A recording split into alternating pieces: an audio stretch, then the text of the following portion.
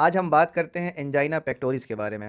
Angina pectoris होता क्या है? कितने तरह का होता है? किस वजह से एंजाइना पेक्टोरिस होता है? एंजाइना पेक्टोरिस की पैथोफिजियोलॉजी क्या है? एंजाइना पेक्टोरिस के साइन एंड सिम्पटम्स क्या है?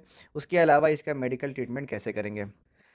देखिए, जब हार्ट की मसल्स को सफिशिएंट मात्रा में ऑक्सीजनेटेड ब्लड की सप्लाई नहीं मिल पाती है, तो फिर वहाँ पर एक दर्द होता है। इस दर्द के लिए जो हम वर्ड यूज़ करते हैं, उसको बोलते हैं एंजाइना। एंजाइना में आपके सीने में एक दबाव लग सकता है, एक भारीपन लग सकता है।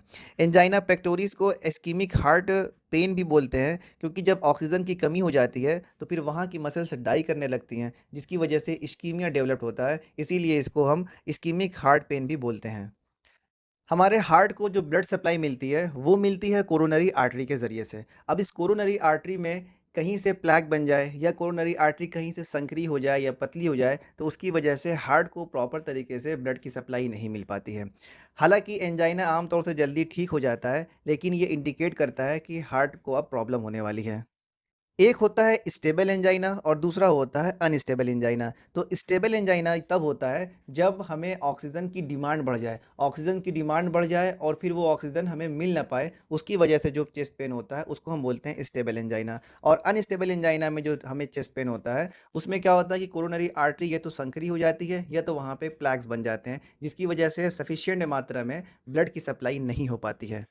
एंजाइना पेक्टोरिस के कॉज़ की बात करें तो इसके 2 मेन कॉज़ होते हैं। पहला, या तो हार्ट को ब्लड की सप्लाई ही डिक्रीज़ हो जाए, हार्ट को ब्लड की सप्लाई ही सही तरीके से ना मिले, और दूसरा कि हार्ट को ब्लड की सप्लाई की डिमांड बढ़ जाए।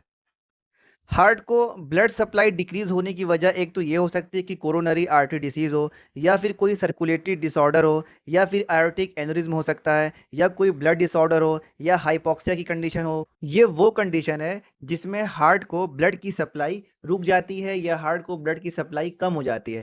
अभी देखते हैं कि किन कंडीशन में हार्ट को ब्लड की सप्लाई की डिमांड बढ़ जाती है। उसमें ये आता है कि अगर कोई आदमी एक्सेसिव एक्सरसाइज कर रहा है, तो उस कंडीशन में हार्ट को ब्लड की सप्लाई की डिमांड बढ़ जाती है, या कोई इमोशनल लेवल हो, तो उस इमोशनल लेवल की वजह से भी सप्लाई बढ़ जाती है, या फिर बहुत ज़्यादा खाना खा लिया आदमी, तो उसकी वजह से भी हार्ट को ब्लड की सप्लाई की डिमांड बढ़ जाती है।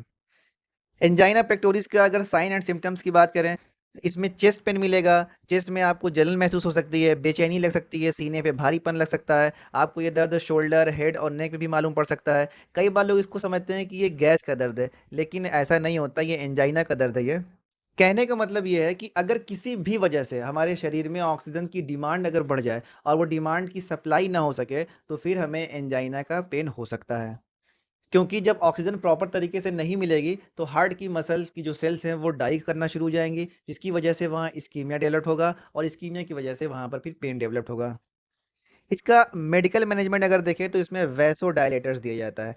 वैसोडायलेटर्स का मतलब ऐसी दवाइयाँ जो वेसल्स की साइज़ को, जो वेसल्स का ल्यूमेन है, उस ल्यूमेन को थोड़ा इंक्रीज़ कर देते हैं या चौड़ा कर देते हैं। बीटा ब्लॉकर दिया जा सकता है, कैल्शियम चैनल ब्लॉकर्स दिए जा सकते हैं।